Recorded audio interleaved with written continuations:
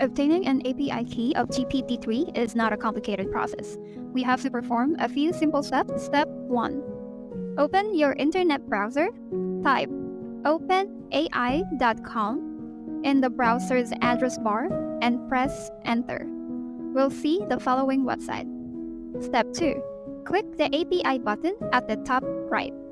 Step 3. We'll see the following window on the screen. Click the Sign Up button at the top right. Step 4. We'll see a window containing the sign up form. Enter the email address for your OpenAI API. We can also sign up with our Google or Microsoft account. Step 5. Next, a pop "Tell us about you" will appear. You have to enter your name and organization here. Step 6. Next, enter your phone number and verify your phone number. Step 7.